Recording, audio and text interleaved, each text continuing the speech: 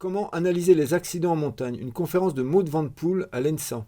L'École nationale de ski et d'alpinisme à Chamonix-Mont-Blanc. Animation Clémentine Junique. Merci d'être là ce soir pour cette conférence sur le thème comment analyser les accidents en montagne.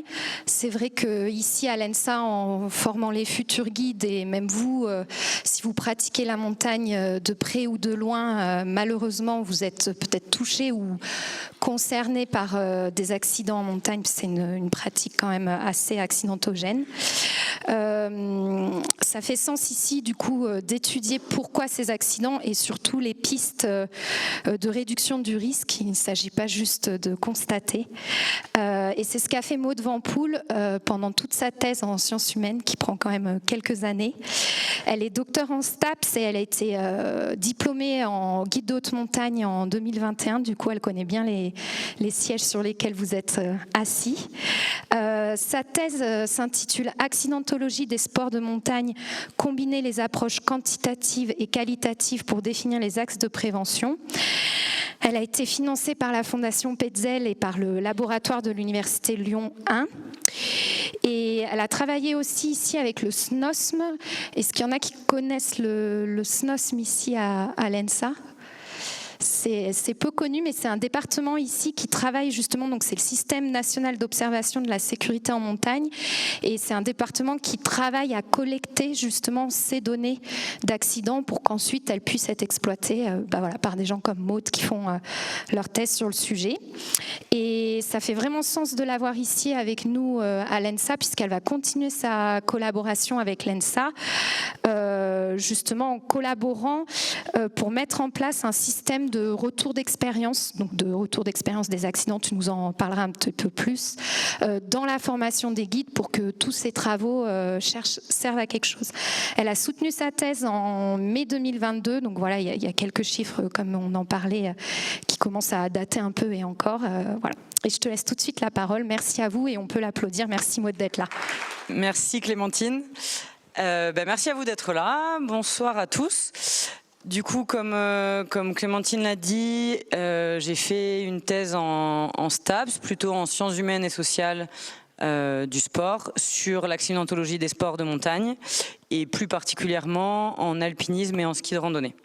La question du risque en alpinisme et la question de l'étude des accidents, c'est un thème qui est assez pluriel, qui pourrait être abordé par plein de disciplines, plein d'axes d'entrée différents.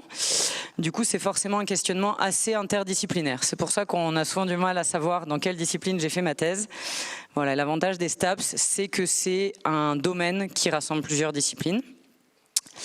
Donc, sans prétendre couvrir l'ensemble des disciplines pertinentes pour éclairer l'objet des accidents en alpinisme et en ski, j'ai fait appel à des disciplines variées, allant de la sociodémographie à la psychologie sociale, tout en passant par des disciplines inspirées des safety science, qui est un ensemble de disciplines qui s'intéressent à la sécurité, particulièrement dans le milieu de l'entreprise. Par ailleurs, on va le voir, vous allez le voir de plus en plus, étudier l'accidentologie, ça apporte souvent des lacunes. On a du mal à avoir des données exhaustives sur le nombre total d'accidents, de pouvoir les ramener à un nombre total de population. Du coup, notre approche, ça a été de combiner plusieurs points d'entrée, en sachant que tous étaient imparfaits et incomplets, mais que quand certains résultats allaient se répéter dans différents axes, différentes manières d'étudier les accidents, on avait des résultats plus solides. Donc ma thèse, elle a comporté 3 axes. Le premier, il s'est basé sur une analyse assez quantitative, donc plutôt faisant appel à des traitements statistiques des données des secours, à travers les données qui sont collectées donc par le SNOSM, qui est hébergé ici à l'ENSA, et qui rassemble toutes les données des secouristes français, donc à savoir les PGHM, les CRS et les pompiers, parce qu'on a 3 corps de secouristes en France. Le deuxième axe, il était plus qualitatif, où je me suis intéressée à des récits d'accidents, mais aussi d'incidents, récoltés dans ce cas, donc ce qu'on appelle, vous avez peut-être entendu parler, actuellement on en parle de plus en plus, du retour d'expérience, qui est une pratique qui vise à collecter les mésaventures vécues par les uns et les autres pour apprendre collectivement des expériences individuelles passées. Et donc on avait mis un système de retour, il y a plusieurs formes de retour d'expérience possibles, mais dans ce cas-là c'était un formulaire qui est en ligne sur le site de Camp to Camp, donc accessible à un grand nombre d'amateurs. Et mon axe 2 a visé à analyser, à voir ce qu'on pouvait dire de ces récits d'incidents et d'accidents. Et enfin, l'axe 3, il est dans une visée plus sociologique et il part du constat que l'accidentologie d'une activité telle que l'alpinisme, qui est caractérisée, vous le savez bien, par des risques inhérents à la pratique, non complètement réductibles, on ne peut pas supprimer le risque en alpinisme. Donc c'est une pratique qui est nécessairement marquée par une forme de choix, d'exposition volontaire des pratiquants en connaissance de cause. On se rend bien sûr compte que les accidents n'arrivent pas aux débutants méconnaissants, mais arrivent à des personnes bien conscientes des risques qu'ils prennent. Et donc, s'intéresser à l'accidentologie d'une telle activité implique de s'intéresser au sens que les pratiquants donnent à cet engagement. Donc, à savoir connaître, explorer un peu plus leur rapport au risque et se poser la question de pourquoi ils s'engagent, qu'est-ce qu'ils y trouvent. Donc on s'est intéressé en axe 3 au rapport au risque à travers une méthode mixte d'entretien qualitatif, non directif et de questionnaire.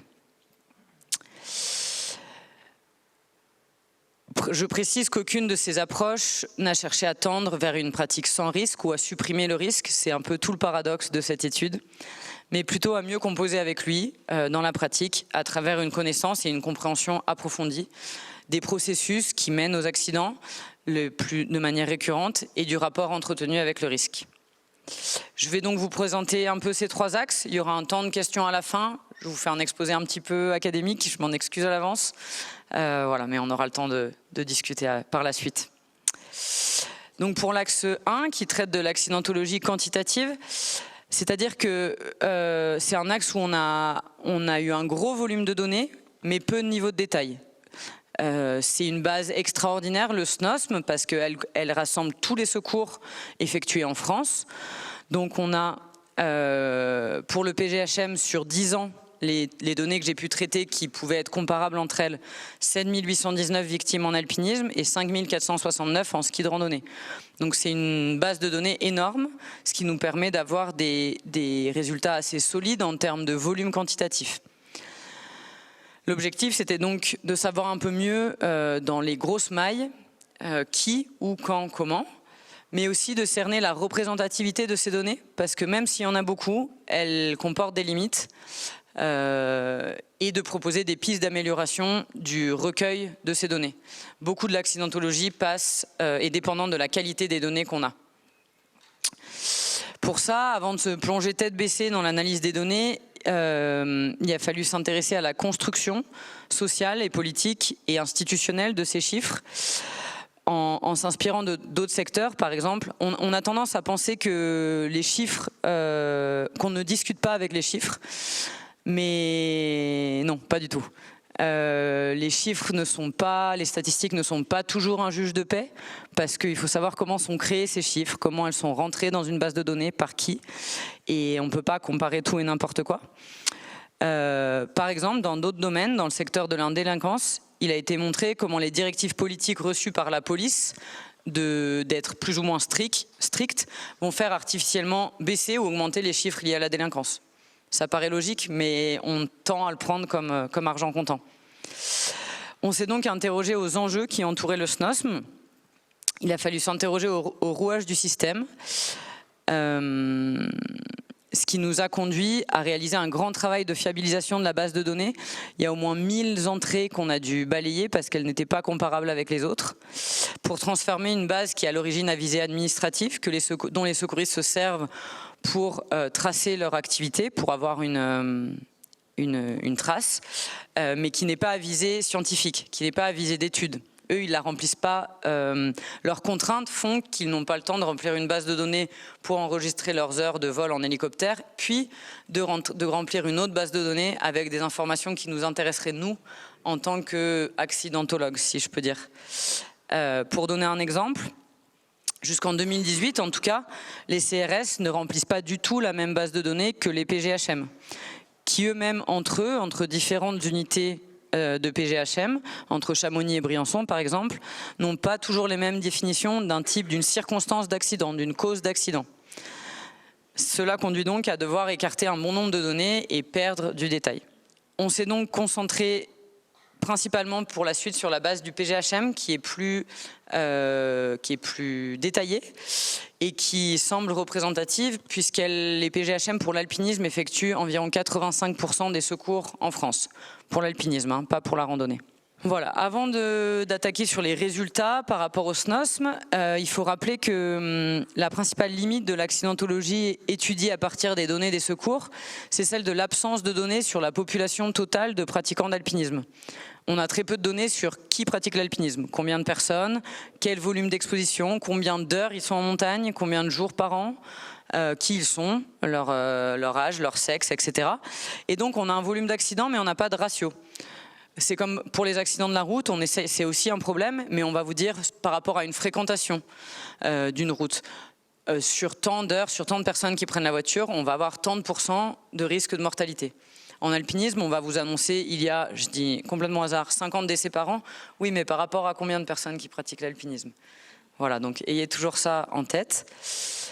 Donc pour contourner d'une certaine manière ou avec cette limite en tête, cette absence de données sur la population totale, on peut déjà d'une part comparer les activités entre elles et s'intéresser à l'indice de mortalité. Ici, vous avez toutes les activités de montagne. Donc ensuite, moi, je me suis intéressée plus particulièrement à l'alpinisme et au ski de randonnée, mais je voulais les situer par rapport aux autres activités de montagne que couvraient les secours en montagne. En bleu-gris, vous avez le volume de secours effectué par l'ensemble des secours. Ici, on est PGHM, CRS et pompiers. Et on voit bien évidemment que la randonnée à pied est l'activité générant le plus de secours en montagne. Mais certainement qu'il y a beaucoup plus de randonneurs que d'alpinistes. Ok ? Sachant que là, on n'est pas sur les décès, on est sur l'ensemble des secours, donc qui comportent des indemnes, des blessures de cheville et des décès. Et par contre, en orange, vous avez l'indice de mortalité qui correspond au pourcentage de personnes décédées par rapport au pourcentage de personnes secourues hors indemne, donc secourues impactées. Donc on compare les décédés aux blessés plus les décédés. Et ça nous permet d'avoir un ratio. Et là, pour le coup, on voit que l'alpinisme, la cascade de glace sont des activités qui ressortent quand même particulièrement en termes d'indice de mortalité, avec 9 secours sur 100 qui correspondent à des décès pour l'alpinisme, 9 pour la cascade de glace, 7 pour le ski de randonnée. La spéléo ressort énormément, mais c'est lié à un facteur organisationnel qui fait que les secours en spéléo sont bénévoles principalement et font appel au PG et au CRS en général en renfort. Et donc ils ont un système de secours qui est énormément de petits secours, d'auto-secours qui ne passent pas dans le filtre du SNOSM, qui sont appelés eux souvent qu'en cas d'accident grave. Du coup le ratio est forcément entre guillemets artificiellement augmenté. Si on se concentre sur les activités liées uniquement à l'alpinisme, si on sépare, et là du coup je me suis basée uniquement sur les chiffres du PG parce qu'on n'a pas ce détail-là chez les CRS, c'est l'alpinisme en neige glacée mixte et le ski qui génèrent le plus de secours, de loin. Mais en termes d'indice de mortalité, c'est la cascade de glace, 15%, et l'alpinisme en neige glacée mixte. J'ai distingué avec l'alpinisme rocheux. Maintenant, quelles sont les circonstances de ces secours? C'est ce qui nous intéresse le plus et malheureusement, c'est là où la base de données est presque la plus pauvre. Pour bien comprendre la structure des données, il faut savoir qu'il y a 54% d'indemnes dans les personnes secourues par le PG. Donc là, je parle bien des statistiques liées au PGHM. Les indemnes, c'est des personnes qui sont dans l'incapacité de finir leur sortie tout seuls, par exemple parce qu'ils sont bloqués sur un itinéraire trop complexe pour eux ou parce qu'ils sont épuisés. Mais ça peut être également les compagnons de cordée des victimes secourues blessées qui ne peuvent pas descendre tout seuls de la montagne, forcément. Ce pourcentage d'indemnes dépend aussi d'un certain nombre de facteurs liés à l'organisation même des secours, tels que l'accessibilité du lieu de l'accident. Est-ce que l'hélicoptère est là en 5 minutes comme à Chamonix, ou est-ce qu'il n'y a pas de radio, de système de radio comme dans les Pyrénées? On va donc certainement avoir un peu moins d'indemnes dans les secours dans les Pyrénées. À l'aérologie, à la météo, aux pilotes, etc. ou au rapport au secours des pratiquants qui vont ou non, à situation égale, appeler les secours. Tout ça pour dire que ces facteurs influent, par exemple, sur l'indice de mortalité d'une activité, comme on a évoqué tout à l'heure. Ensuite, on a isolé les personnes impactées pour la suite des traitements. Donc, c'est-à-dire, on a mis les indemnes de côté et on s'intéresse seulement aux blessés, aux malades et aux décédés. Si on regarde ça, encore une fois, c'est l'alpinisme en neige glacée mixte qui génère le plus de personnes impactées dans les secours effectués par le PGHM, suivi par l'alpinisme en rocher. Le ski, j'en parle après. En termes de type d'accident, c'est de loin la chute des personnes qui génèrent le plus de secours à l'origine de personnes impactées. Et ça, c'est souvent quelque chose qui interpelle. On a beaucoup en tête les risques objectifs de chute de pierres, d'avalanches, etc. Dans le volume d'accidents, c'est bien la chute des personnes, le dévissage, qui génère le plus d'impactés. En termes de massif, c'est le Mont Blanc, bien sûr, qui arrive en première position, mais encore une fois, c'est là où, en France, de loin, le PGHM effectue le plus de secours en alpinisme, où il y a le plus de pratiquants. Pour dépasser cet effet du seul volume de pratiquants dans les résultats, on a effectué des traitements statistiques qui s'appellent des régressions logistiques en comparant les personnes secourues impactées à l'ensemble des personnes secourues. Ces traitements nous répondent à la question, au sein de ces situations de secours, quels sont les facteurs qui augmentent significativement les probabilités d'être secouru impacté par rapport au fait d'être secouru indemne. Et ça, peu importe les autres caractéristiques présentes. Donc peu importe si c'est en neige glacée mixte, quel est le massif qui va augmenter les probabilités d'être secouru impacté.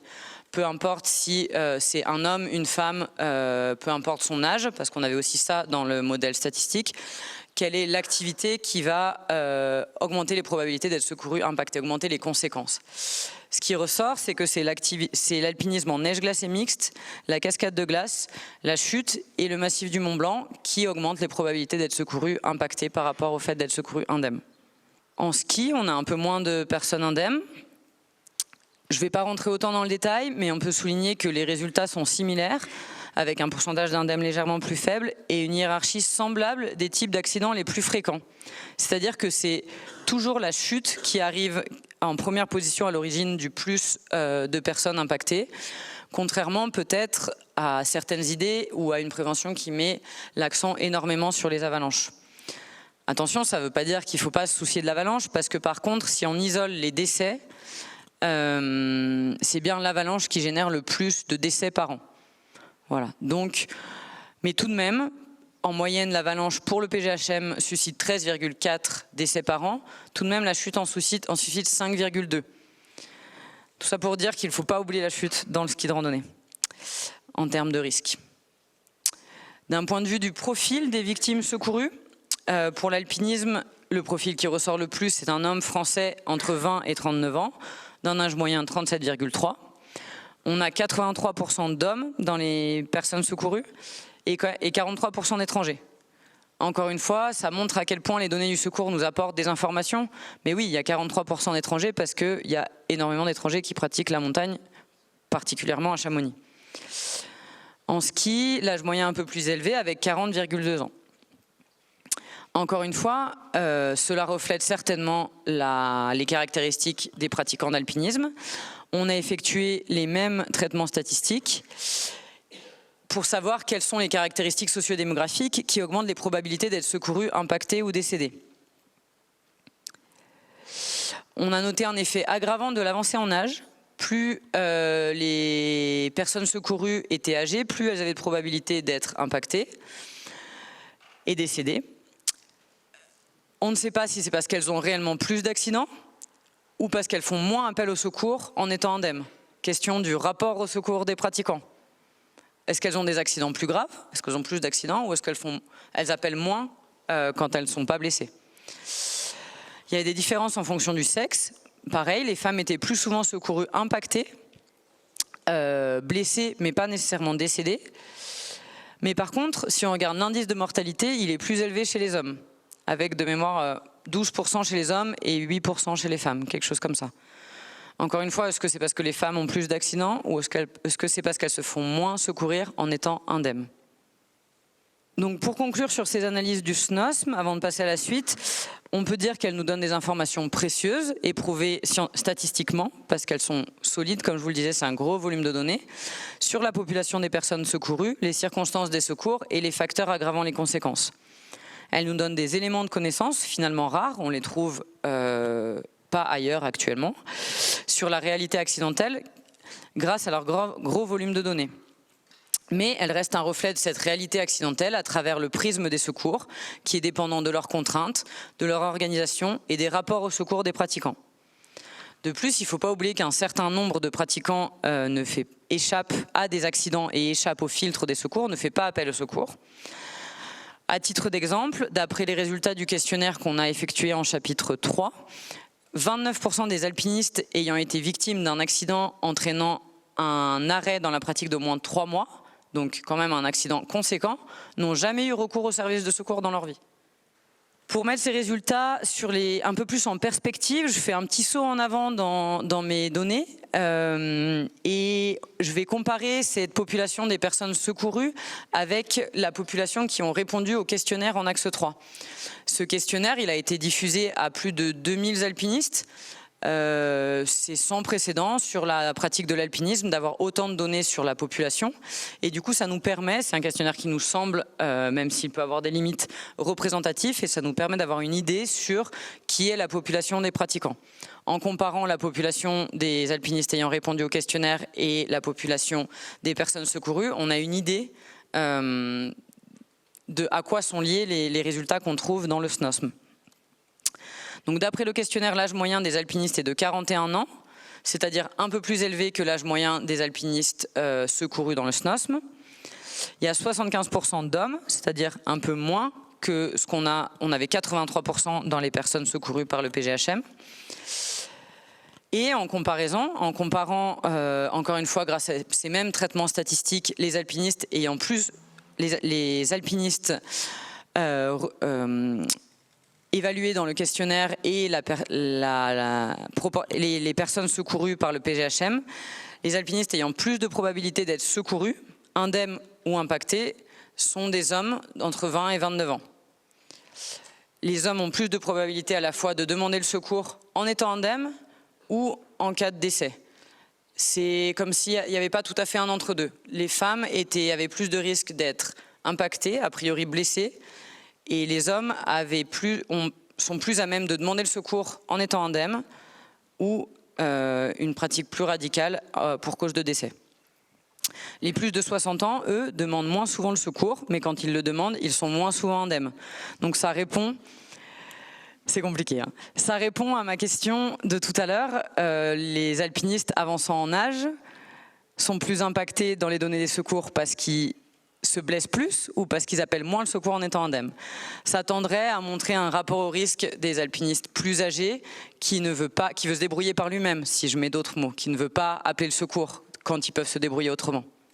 Je passe à l'axe 2, on reviendra à la fin si vous avez des questions sur les statistiques. Donc l'axe 2, comme je vous le disais au début, dans cette première partie, on a peu d'infos sur les circonstances d'accident, sur les causes. Et c'est pour ça qu'on a voulu s'intéresser à des récits avec plus de détails, moins de volume de données, donc moins solide d'un point de vue scientifique, mais plus de détails. Et pour cela, notre axe 2 poursuit l'objectif d'identifier des facteurs contributifs multiples, puisqu'on sait que les accidents sont toujours multifactoriels et résultent de l'enchevêtrement de plein de petits facteurs. Des facteurs contributifs situés en amont de l'accident. Ça permet de couvrir un angle de l'accidentologie non couvert par les secours et aussi de promouvoir les démarches de partage d'expérience, de retour d'expérience, ici à travers CERAC, mais de manière plus générale, qui nous semble constituer en soi un outil de prévention. Donc la mise en place de CERAC a été un processus long et collaboratif initié dès 2016 avec la Fondation Petzel et le collectif Camp to Camp.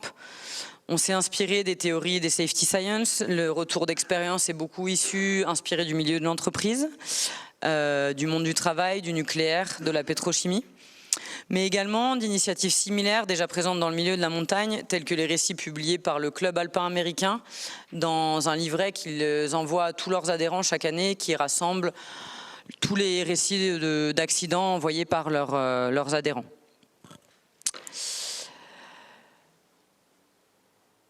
Comment traiter ces récits? Ça a été assez compliqué parce qu'on se rend compte que le rétexte, ça fonctionne très bien dans des milieux très standardisés comme le nucléaire, mais que dans le monde de l'alpinisme, surtout quand c'est sur la base du volontariat, ces récits ne sont pas standardisés, ils ne sont pas tous remplis de la même manière, ils ne sont pas tous comparables.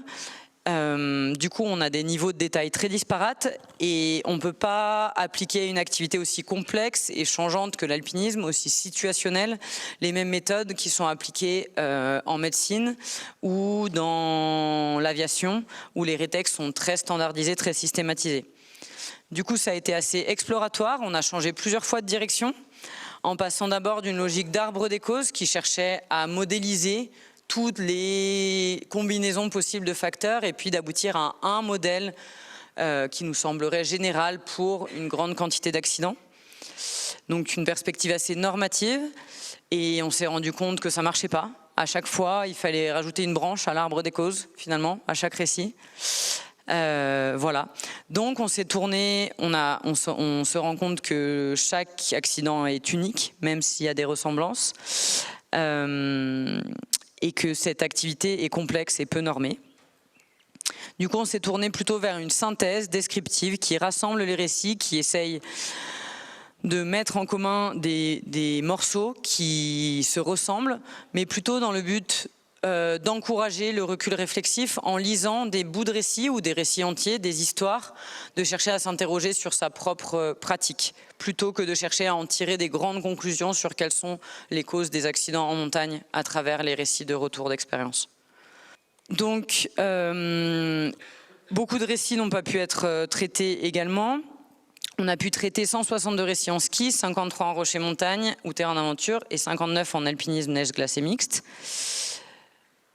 Donc dans le contexte qui pourtant est bien moins solide que celui du SNOSM en termes de volume de données, on note à nouveau la prégnance des chutes qui dans 69% des récits, des déséquilibres ou des chutes, parce qu'attention on traite bien d'incidents qui n'ont mené à aucune conséquence mais aussi d'accidents. 69% des récits dans ces racks sont liés à des déséquilibres ou des chutes, donc ça confirme quand même un résultat. Et ensuite, on s'est attaché à décrire ces fameux facteurs contributifs situés en amont qu'on n'avait pas dans les données du PGHM. Et ce qui ressort le plus, en tout cas à travers ces récits, c'est la prégnance des facteurs liés à l'appréciation des risques, à la prise de décision et à la vigilance, à l'attention. Quelque chose qui est assez surprenant, c'est que dans 58% des récits, donc c'est énorme, 58% des récits où on avait des facteurs contributifs, les participants évoquent avoir correctement analysé un danger ou au moins perçu quelque chose qui n'allait pas, sans forcément l'avoir complètement formalisé, verbalisé, mais ont maintenu leur engagement. Je vous ai mis à chaque fois des petits extraits de récits qui sont assez parlants. Dans ces facteurs contributifs marquants, je ne les ai pas tous listés ici, mais je vous ai listé ceux qui avaient le plus qui apparaissaient de manière la plus récurrente. On note une communication perfectible. Donc ça, c'est bien. Comment j'ai choisi ces facteurs contributifs? C'est les personnes elles-mêmes, les répondants elles-mêmes, qui ont identifié ces facteurs comme, pas forcément ayant eu un lien direct avec l'accident, mais ayant joué un rôle dans la mise en place d'une situation critique, dans la mise en place d'une situation qui était complexe à gérer. Bien sûr, ce n'est pas le manque de communication qui a entraîné la chute de Pierre, par exemple, ni la chute de la personne, mais c'était présent. Donc dans 23% des récits, une communication perfectible. Il parle du leader. Le leader s'est en outre laissé influencer par certains éléments du groupe, certaines personnes du groupe, dont l'envie de sortir malgré tout des sentiers battus était palpable. À ce stade, la communication jusqu'ici bien établie s'est un peu tarie et des indices de transport de neige par le vent n'ont pas été évoqués. On note souvent un décalage entre les conditions, les difficultés imaginées à la maison, à l'avance, et la réalité rencontrée sur le terrain, dans 18% des récits. Donc on est en rapport à la préparation de course ou à quelque chose, on ne s'attendait pas à aussi dur, on ne s'attendait pas à aussi complexe, et on est surpris. C'était ma première sortie de ski de l'année, alors je n'avais pas trop conscience des conditions. En particulier, je ne m'attendais pas à trouver autant de neige, je croyais que c'était beaucoup plus sec. Compte rendu sur Ski Tour datant de quelques jours où les deux couloirs avaient été enchaînés en bonne poudre. On a beaucoup de facteurs qui ont pu être regroupés sous le terme de facteurs rassurants. diverses choses qui sont presque utilisées pour justifier le maintien de son engagement, ou alors au moins, si ce n'est pas consciemment utilisé pour justifier que je continue à m'engager, qui limite, qui inhibe la réévaluation des risques sur le terrain. Donc on a des personnes qui semblent très capables d'analyser les risques puisqu'elles le font a posteriori, mais des choses comme une section ou une course qui est considérée comme facile vont faire que je ne vais pas me poser trop de questions. On part dans l'idée que cette course, elle est facile, on a l'habitude, on ne réévalue pas les risques sur le terrain. Une section facile, c'est aussi juste après les difficultés. Il y a souvent, on voit beaucoup une baisse de la vigilance juste à la fin des difficultés. On parle beaucoup de la descente, dur à identifier si c'est réellement plus d'accidents à la descente qu'à la montée, mais plutôt de manière plus générale dans les sections faciles. La familiarité de la course, c'est un biais cognitif assez connu qui fait qu'on a tendance à baisser sa vigilance et à ne pas réévaluer les risques. D'autres cordées engagées sur le même itinéraire qui fonctionnent comme un facteur rassurant, ou encore un BRA annoncé bas, une course connue comme faisable par mauvais temps ou par risque 4. Tous ces éléments peuvent fonctionner comme des ancrages de l'attention qui font que je n'ai plus d'attention disponible pour analyser les risques malgré ma capacité à le faire. Je connaissais le Barley comme un sommet de mauvais temps, faisable même quand les conditions ne sont pas terribles. Course facile, on était serein, donc j'avoue un relâchement de la vigilance. Nous n'avons pas fait suffisamment attention au vent fort qui transportait la neige, car c'est un itinéraire qu'on pratique habituellement quand les risques d'avalanche sont forts. Bref, on s'est fait piéger par l'habitude d'un itinéraire qu'on pensait protéger du risque. Enfin, il y a des facteurs contributifs qui sont sous-jacents, c'est-à-dire qui ne sont pas évoqués directement par les participants comme ayant eu un lien avec la mise en place de la situation critique, mais qui pourtant étaient là, dans la situation. Les participants ne les ont pas identifiés comme problématiques, mais pourtant ils les listent. Et ils m'ont semblé importants à relever quand même. Dans 37% des témoignages, c'est énorme, on peut noter une forme de difficulté à se détacher de l'objectif fixé. Vous en avez entendu parler, on parle parfois dans le monde de l'entreprise de summit fever, de destinationnite, ça porte bien son nom, c'est que mon attention est focalisée uniquement par l'atteinte, pas forcément seulement du sommet, mais de l'objectif, que ce soit la ligne que j'ai décidé de grimper, la pente à skier, etc. On parle aussi parfois, en stage en tout cas à l'ENSA, de comportement balistique, mais c'est la même chose. Je me suis clairement obstinée à vouloir effectuer l'itinéraire prévu, au lieu de tenir compte des signaux d'alarme et de faire demi-tour avant. Enfin, la fatigue physique antérieure ou accumulée, parfois aussi les préoccupations mentales des pratiquants, donc une personne qui est accaparée parce qu'elle a eu des problèmes à la maison, qu'elle a un état émotionnel compliqué en ce moment, ressortent dans 27% des récits. Donc on est beaucoup, vous l'avez vu, sur une question de la vigilance, de l'attention du cerveau disponible. Pour résumer, pas tous les facteurs, mais les facteurs contributifs principaux qu'on a pu relever dans les récits de Serac, on a effectué ce schéma où on peut voir que tous ces facteurs sont finalement interconnectés et s'auto-renforcent. On n'a pas pu dégager de modèle global avec une organisation qui se répéterait à chaque fois, mais par contre, bien souvent, la vigilance relâchée est liée aux facteurs rassurants. S'il y a beaucoup de facteurs rassurants, on en a parlé tout à l'heure, on va avoir une vigilance assez relâchée qui peut se traduire par une attention centrée sur des préoccupations extérieures ou parfois un report de l'évaluation des risques sur le leader ou sur le reste du groupe. Le poids de l'objectif fixé, qui peut être décliné aussi, qui peut être renforcé par le poids des investissements antérieurs effectués. Est-ce que j'ai effectué beaucoup d'heures de route pour faire cette sortie? Est-ce que dans le cadre professionnel, les clients payent énormément et je sens cette pression? Ils sont venus de loin pour faire cet objectif. Quelle énergie, quel temps, quel argent j'ai investi peut renforcer cet effet de summit fever. L'effet de rareté, quand on a l'impression que cette voie n'est jamais en condition et qu'aujourd'hui, oui, elle l'est, tend à renforcer l'effet de summit fever. Et tout ça peut être en lien avec les facteurs rassurants, dans le sens où je vais presque aller chercher ces facteurs rassurants pour confirmer que oui, ça va, je peux m'engager. Pardon. Le groupe et la communication peut fonctionner aussi comme un facteur rassurant. Le fait, comme je vous l'ai dit tout à l'heure, qu'il y ait d'autres personnes engagées, ou à l'inverse, de connaître les membres, les membres du groupe, d'être entre professionnels, par exemple, peut tendre à se rassurer et à se relâcher. Voilà, pour conclure sur les données CERAC, elles apportent des informations précieuses, c'est différents niveaux de facteurs contributifs, on a un différent type d'informations, mais elles comportent des limites, surtout en termes de représentativité. On ne peut pas affirmer, c'est un faible échantillon, 280 récits, c'est pas mal, mais c'est un faible échantillon. Donc on ne peut pas affirmer qu'une majorité des accidents est liée à ça.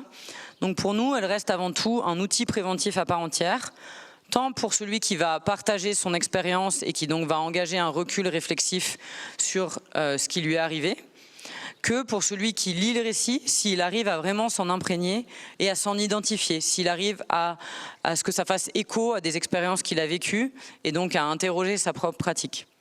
On sait maintenant qu'accumuler de l'expérience en accumulant de l'expérience, ça sert presque à rien. On n'apprend pas réellement si on n'a pas une forme de réflexion, d'analyse critique liée à une expérience. Donc le fait de faire du rétexte, de les remplir ou d'en consulter permet cette analyse critique, cette réflexion. Alors, axe 3, rapport au risque et engagement corporel des pratiquants. C'est vraiment quelque chose qu'on n'avait pas touché jusqu'ici. On était sur une logique plutôt explicative des accidents. Pourquoi on a des accidents et comment du coup éviter tout ça. Mais cet axe 3, il a pour objectif d'analyser le rapport au risque des alpinistes, le sens et la nature de leur engagement corporel dans une activité où une part de risque reste irréductible. Et on l'a vu dans CERAC, où plus de 50% des répondants disaient avoir perçu un risque, disaient avoir presque correctement analysé le danger et s'être engagés quand même. En parallèle, cet axe 3 comporte l'objectif de fournir des estimations sur la population de pratiquants, on en a déjà un peu parlé, hors le prisme des secours, et de permettre une évaluation de l'accidentalité hors prisme des secours pour pouvoir la comparer avec les résultats de l'axe 1 et 2. Donc, la pratique de l'alpinisme est caractérisée par des risques inhérents, dont la majorité des pratiquants est consciente, c'est ce qui ressort. Elle implique donc une forme d'engagement volontaire, ainsi qu'une certaine acceptation du risque, quand bien même celui-là, le risque, ne constitue pas une fin en soi. Aucun alpiniste interrogé va nous dire qu'il va en montagne pour prendre des risques. Mais pourtant, il est là. C'est donc la nature et le sens de cet engagement volontaire que nous essayons de décrypter et de décrire à travers la notion de rapport au risque. Le rapport au risque, on l'a défini comme la conjonction des représentations sociales des risques. Les représentations sociales, c'est l'idée que toute réalité, on se la représente, elle est perçue, mais elle est perçue à travers le filtre de notre culture au sens large, mais aussi au sens individuel ou au sens de sous-groupe. Donc il y a une culture de l'activité alpinisme, une culture de l'activité alpinisme un peu différente chez les hommes, chez les femmes, chez les plus jeunes, chez les plus âgés, selon qu'on aurait commencé initié par nos parents, par le CAF, par des écoles d'alpinisme, etc. Et donc, les représentations sociales expliquent qu'on se représente les risques, en l'occurrence, à travers un prisme à la fois social, culturel et individuel lié à notre expérience et notre histoire personnelle. Le rapport au risque, c'est la conjonction de ces représentations des risques et des comportements adoptés face aux risques. Est-ce qu'on cherche à s'y engager plus pleinement ou est-ce qu'on cherche à les limiter ? Donc le questionnaire, je vous en ai parlé un petit peu. Pour cet axe, on a effectué 18 entretiens de quasi 1h30, 2 heures avec des personnes de niveau de pratique différents, de caractéristiques sociodémographiques et sportives différentes. Entretiens à partir desquels on a sorti les grands thèmes qui caractérisaient le rapport au risque et à partir desquels on a tiré des phrases sur lesquelles les personnes devaient se positionner dans le questionnaire en termes de tout à fait d'accord, pas du tout d'accord. Donc on a créé le questionnaire à partir des entretiens. C'est pour ça que c'est une méthode qui allie le qualitatif et le quantitatif. Ce qui ressort quand on analyse la partie représentation des risques du questionnaire, c'est que d'abord, il y a le rapport au risque se structure autour d'une base commune, c'est-à-dire d'un ensemble d'éléments sur lesquels l'ensemble de la population interrogée s'accorde. Ces éléments correspondent à des affirmations portant sur les principaux risques en montagne et sur la bonne manière de les atténuer. Ils soulignent la primauté des risques liés à l'environnement, donc des risques objectifs, chute de pierres, avalanches, etc. Autrement dit, les pratiquants redoutent avant tout ces risques-là, ce qui va un peu à l'encontre des résultats qu'on a énoncés avant sur la prééminence des chutes. Et ensuite, les alpinistes s'accordent sur le fait pour atténuer les risques, ils préparent bien leur sortie, ils savent renoncer, il faut bien communiquer, il faut être régulièrement sur le terrain et acquérir de l'expérience. Ce sont donc des éléments qui semblent assez basiques de gestion des risques que l'on retrouve dans beaucoup de contenus de formation, dans le discours courant et aussi dans les entretiens.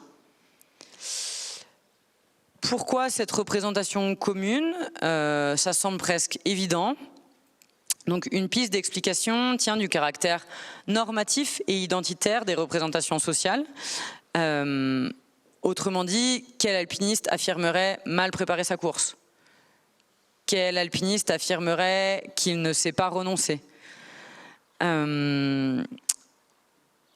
les représentations sociales ont également une fonction identitaire, c'est-à-dire qu'affirmer, connaître et appliquer les principes de sécurité partagés par tous peut constituer un critère d'appartenance au groupe des alpinistes. On adhère à telle ou telle représentation pour se sentir faire partie de tel groupe. Ce qui est par ailleurs particulièrement intéressant, c'est que ces éléments ressortent aussi dans CERAC, on l'a vu juste avant, comme facteur contributif, cette fois des accidents, comme facteur contributif qui aurait fait défaut sur le terrain. Donc on a parfois un manque de préparation dans CERAC de sortie, on a un attachement marqué à l'objectif, donc des difficultés à renoncer, une communication perfectible. Donc on a vraiment deux entrées et on a des résultats qui se répondent mais qui paraissent opposés, paradoxaux. Donc deux hypothèses à cela. La première, c'est que connaître les principes de sécurité en théorie ne suffit pas pour pouvoir les appliquer sur le terrain. Il y a d'autres choses qui rentrent en jeu. Il ne suffit pas d'affirmer qu'il est important de savoir faire demi-tour pour pouvoir se l'appliquer. Et la deuxième est que ces propositions peuvent constituer, dans CERAC, des explications un peu clés en main, comme du prêt-à-porter. Et donc, pour justifier, pour s'expliquer notre mésaventure, vu que c'est ce qui est courant de dire, on va apposer un peu cette justification, apposer, mettre à côté cette explication. C'est une piste d'interprétation, mais ça constituerait une limite pour le coup du REX tel qu'il est fait dans CERAC, parce que en utilisant ces justifications, ça ne pousserait pas les alpinistes à aller chercher plus loin dans d'autres explications, d'autres pistes d'explication de leur mésaventure. Hormis cette représentation commune, on a quand même pu dégager 3 grandes dimensions du rapport au risque. Une qui s'attache particulièrement à l'acceptation, à la valorisation du risque. L'autre qui laisse transparaître un sentiment de vulnérabilité et du doute marqué. Et enfin, la dernière qui est particulièrement dans la gestion des risques et le contrôle. Ça fait un peu 3 grandes familles ça va vous paraître un peu basique, un peu catégorisant, parce qu'on met les gens dans des cases.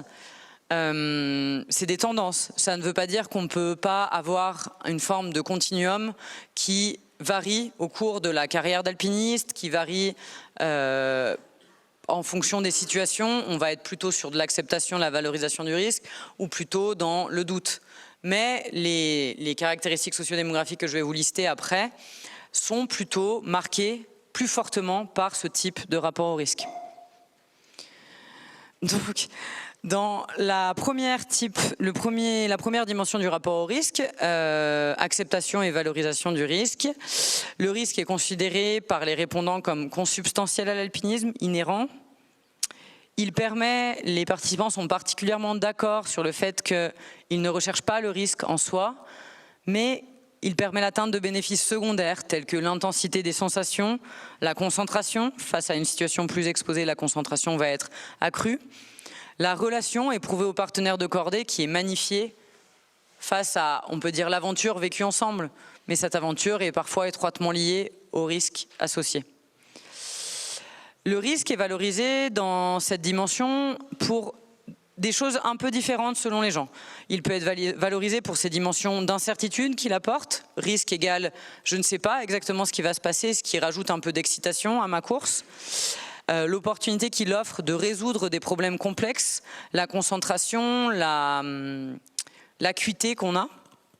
Ou par ailleurs pour l'engagement d'une voie, le fait qu'elle soit engagée, exposée ou la difficulté. Enfin, dans cette dimension du risque, et c'est ce qu'on trouve aussi dans la littérature sur le rapport au risque dans différentes activités, le risque, son exposition, permet de se sentir de manière plus fortement acteur de ses décisions, du fait que ces décisions ont elles-mêmes des conséquences. Que c'est pas la même chose que de choisir un croissant ou un pain au chocolat, ça ne me fait pas me sentir particulièrement acteur et vivant que de choisir mon chemin en sachant que l'un ou l'autre va peut-être être plus risqué ou déboucher sur un drame. Donc les mots qui reviennent sont autodétermination, agentivité. Agentivité, c'est le fait d'être acteur de ses propres actions et décisions.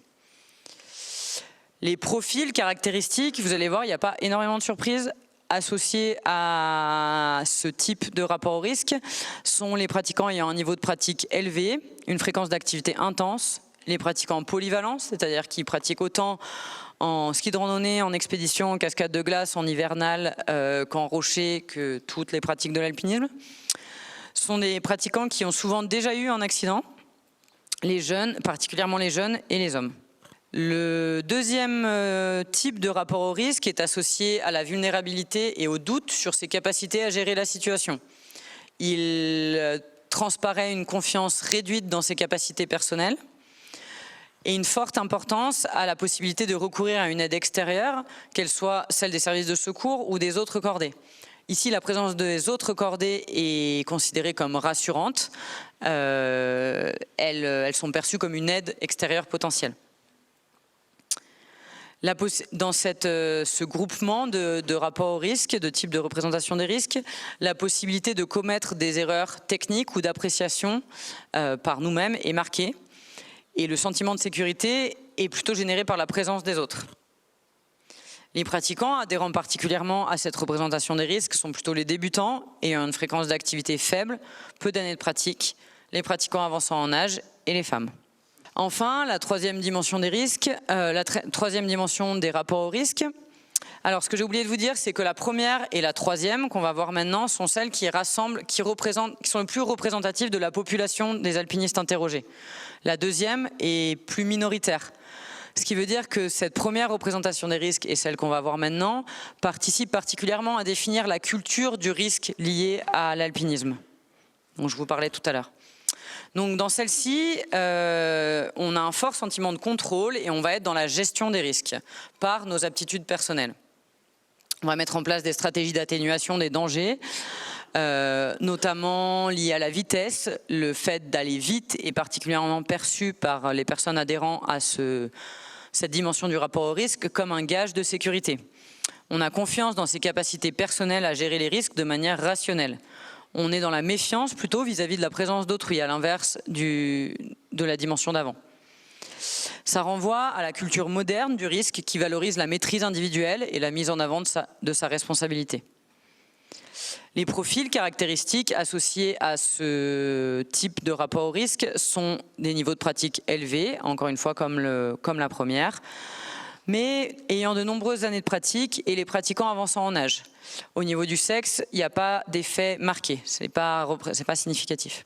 S'intéresser rapidement aux accidents, donc on revient aux accidents au sein des personnes interrogées, donc on revient sur un aspect assez statistique, mais cette fois hors prisme des secours, et ça c'est quand même intéressant. On peut voir que 59% des répondants n'ont jamais eu d'accident, même léger, l'accident étant défini à un jour d'arrêt de pratique, donc c'est pas grand-chose. On a vraiment eu un panel de répondants de débutants à experts, ce qui est assez rare. On manque souvent de débutants, mais là on avait quand même une bonne proportion de débutants, donc quelque chose qui semble assez représentatif. Et 14% des répondants ont eu au moins un accident grave, donc plus de 3 mois d'arrêt de pratique, au cours de leur carrière d'alpiniste. Là, pour le coup, ça donne une idée du ratio. La chute, 42% des accidents déclarés, encore une fois. Et quels sont les facteurs? Du coup, là, on a pu faire un traitement qui est très intéressant. Qu'est-ce qui augmente la probabilité d'avoir subi un accident, indépendamment de l'influence des autres facteurs? Donc, indépendamment de l'âge, si je suis un homme ou une femme, est-ce que ça augmente mes probabilités d'avoir un accident au cours de ma carrière? Si je pratique beaucoup, pas beaucoup, à niveau élevé, à niveau faible, etc., indépendamment des autres caractéristiques, ça c'est important. Il y a un effet mécanique, mathématique, c'est le genre de résultat qu'on obtient et on dit bon, d'accord, et ensuite 27% des alpinistes de plus de 40 ans de pratique ont déjà eu un accident grave, contre 14% si on prend l'ensemble des répondants. Donc un effet mécanique des années d'exposition. Okay. Un niveau de pratique élevé, pour le coup, peu importe le nombre d'années de pratique, peu importe l'âge, un niveau de pratique élevé va augmenter les probabilités d'avoir subi un accident grave, plus de 3 mois. Le rapport au risque, le type de rapport au risque marqué par l'acceptation et la valorisation du risque, donc le premier, adhérer fortement à ce type de rapport au risque augmente les probabilités d'avoir subi un accident, et ce, peu importe les autres caractéristiques sociodémographiques et sportives. Et en termes d'activité, ce qui est ressorti, c'est le fait de pratiquer en expédition, et dans une moindre mesure, l'effet est quand même vraiment moins marqué, de pratiquer souvent le ski-alpinisme augmente les probabilités d'avoir subi un accident. Je conclus avec les implications préventives et pratiques qu'on peut tirer de ce travail. La première étant, on me pose souvent la question, et maintenant, qu'est-ce qu'on fait avec tout ça? La première étant la connaissance de tout ça. Encore une fois, améliorer la connaissance, la conscience des risques principaux, s'interroger soi-même sur son type de rapport au risque, s'interroger sur sa pratique constitue en soi un outil de prévention. Donc diffuser ces résultats, pour moi, est déjà une prévention. Tout particulièrement, on est dans une activité, comme je vous l'ai dit, où on choisit de s'engager, où on cherche, ce qu'on recherche en partie, c'est être acteur de ces décisions. Et donc ce serait illogique de chercher à régulariser la pratique de l'alpinisme en imposant des règles universelles à tous les alpinistes. Ça ne marcherait pas comme prévention. Il faut qu'on soit nous-mêmes acteurs de notre sécurité, des choix qu'on fait. Donc la meilleure solution pour ça, c'est d'être informé, mais de ne rien imposer. La première, c'est de cibler la prévention et donc cette diffusion d'informations sur le public principalement secouru et le public principalement à risque d'être impacté. On a vu qu'il y en avait plusieurs, suivant ce qu'on cherche à faire. Pour les alpinistes avançant en âge, c'est peut-être plutôt une question de rapport au secours qu'autre chose.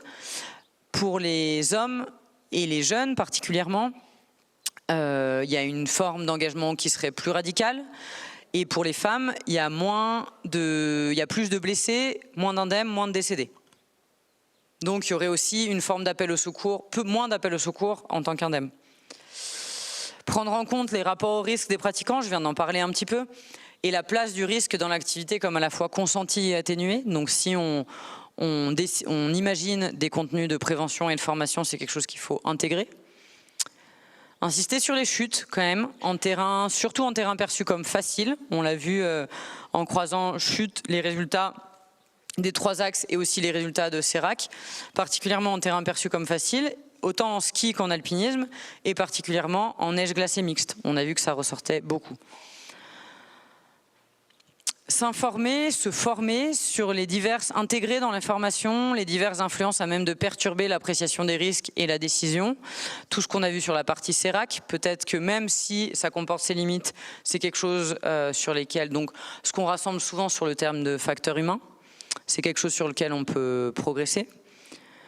Améliorer, comme je vous le disais, la qualité des données et l'accès à ces informations pour les pratiquants.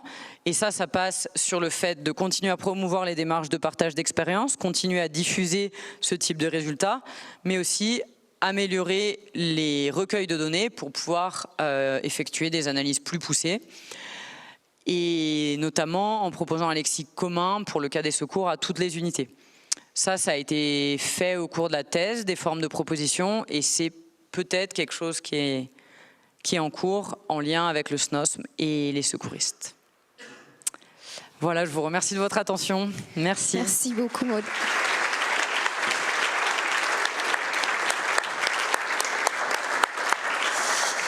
Est-ce qu'il y a des questions ? Ouais, c'est une question par rapport aux pratiquants. Est-ce que dans les stats, tu arrives à dégager des catégories, enfin, si c'est un encadrement pro, si c'est des amateurs, si c'est de l'associatif, est-ce que tu arrives à faire dire à peu près les pourcentages ? Oui, un petit peu. Dans les stats du secours, on peut savoir si c'est du pro, de l'amateur ou de l'associatif. Par contre, on ne peut pas savoir si c'est le guide ou le client qui est blessé. Donc on sait que c'est une sortie encadrée par un professionnel. Le pourcentage de mémoire, là, je ne l'ai plus. Par contre, ce qui est important de savoir, c'est que sur les causes et les types d'accidents, il n'y avait pas de différence significative entre la pratique professionnelle et la pratique amateur. Et c'est vrai qu'on se pose souvent la question, on se dit les chutes, ça ne va pas être pareil chez les pros. Et en fait, si. En tout cas, la différence n'est pas significative. Une autre chose qui est assez importante, qui surprend au début, on avait mis encadrement professionnel dans ces traitements sur le SNOSM, et par contre, il ressortait également que les accidents en pratique pro, enfin encadrés, généraient plus souvent des personnes impactées et augmentaient significativement les chances d'être secouru impactées par rapport au fait d'être secouru indemne. Mais là, pour le coup, l'interprétation la plus logique, ça semble être qu'en pratique professionnelle, il y a moins de risques de se retrouver bloqué sur un itinéraire parce qu'on ne pourrait plus rentrer, qu'il va y avoir des compétences qui vont permettre à la fois d'évaluer le bon itinéraire et de sortir, de faire un auto-secours sans appel au secours. Page 4, tu peux revenir dessus, s'il te plaît ? Ouais. En gris, donc tu dis volume de secours en pourcentage. Et en orange, indice de mortalité. Donc, l'indice de mortalité en pourcentage, le pourcentage, c'est vis-à-vis du volume de secours. On est d'accord ? Ou pas ? Parce que j'ai pas compris là. Tu vois, non. Comme tu as dit qu'effectivement, on ne connaît pas le nombre de pratiquants, il est très difficile d'avoir un pourcentage. C'est là que je capte pas, tu vois, parce que volume de secours en pourcentage, mais par rapport à quoi ? Alors, ils sont pas en lien, ces deux histogrammes, ils sont pas en lien l'un avec l'autre. Volume de secours en pourcentage, le pourcentage par rapport au volume de secours effectué par le PG, par les secouristes, 46% des secours sont effectués, des secours en montagne concernent la randonnée à pied. Le pourcentage, c'est par rapport il n'a pas de lien direct. 46% par rapport au décollage, quoi, en gros, basta. Oui, 46% par rapport au nombre de secours total. 46% concerne la randonnée, 11% le VTT, 1% la via ferrata, 10% l'alpinisme, effectué par les secours en montagne. Alors que l'indice de mortalité, le pourcentage, il est au sein même de cette activité-là, le nombre de décès par rapport au nombre de secours effectués dans cette activité. D'accord, ok. En effet, le schéma est un peu troublant, je te l'accorde. C'était plutôt pour mettre en lumière qu'on a des activités qui ressortent de manière complètement différente selon si on s'intéresse à l'un ou à l'autre. Ok, merci. Merci. Moi, j'avais une question, Maud. Tu t'en parles à un moment donné en disant que voilà, c'est aussi ce qu'on va chercher de l'engagement dans l'alpinisme. Est-ce que finalement, il n'y aura pas toujours une part irréductible du risque ? Enfin, après toutes ces études, ces pistes de réflexion, quel est ton avis à la fois de docteur, mais aussi personnel peut-être là-dessus ? Oui, complètement, ouais. Au cours de la thèse, je me suis parfois demandé mais quel paradoxe d'étudier la sécurité en alpinisme quand il y a à la fois une part des accidents, des risques totalement irréductibles et aussi une part des accidents parfois inexplicables ou qu'il ne vaut mieux pas chercher, qui semblent inexplicables, comme s'ils devaient arriver. Et c'est là tout le paradoxe, l'ambivalence, mais à la fois ça n'empêche pas de continuer à se questionner sur notre pratique et est-ce que ça réduira les accidents, j'en sais rien, mais si ça apporte plus de conscience, plus de compréhension, tant mieux, mais il y aura toujours une part d'accidents complètement inexplicables. Et une deuxième question qui suit celle-là, est-ce que ça va être suivi sur les groupes sur lesquels on met des rétextes, etc. Ou peut-être il y aura un taux d'accidentologie moins important ? Est-ce que ces outils qu'on va mettre en place vont être évalués ? Moi, ça me semble très compliqué à évaluer. Ouais. à faire le lien. C'est comme quelque chose qui est évoqué dans les récits, de déterminer que ça a eu un lien de cause à effet avec l'occurrence de l'accident. C'est simpliste, c'est trop simpliste, je pense, parce qu'en fait c'est toujours une situation complexe, globale, qui aboutit à un accident, mais des fois il n'y a pas de lien direct de cause à effet, et de la même manière, savoir évaluer si quand on a mis en place des outils, l'accidentalité plutôt va baisser, ouais, ça me semble assez compliqué. À moins que ce soit au sein d'un groupe très restreint. Si on avait un groupe à l'ENSA qu'on suivait depuis leur formation pendant 10 ans et 15 ans après sur du long terme, comparé avec un groupe 10 ans avant auprès de qui on n'aurait mis en place aucun rétex, peut-être, mais voilà. Et encore... Est-ce qu'il y a d'autres questions? Non, c'est bon. Ah, si, pardon. Bonsoir. Est-ce qu'on peut retrouver ton étude quelque part pour la communiquer? Oui, tout à fait. Je m'excuse, j'ai pas du tout de petits livrets, mais on a édité des livrets résumés qui font 30-35 pages. Il y en a un dispo à la bibliothèque, il me semble. Okay. Et il est téléchargeable en PDF sur le site de la Fondation Petzel.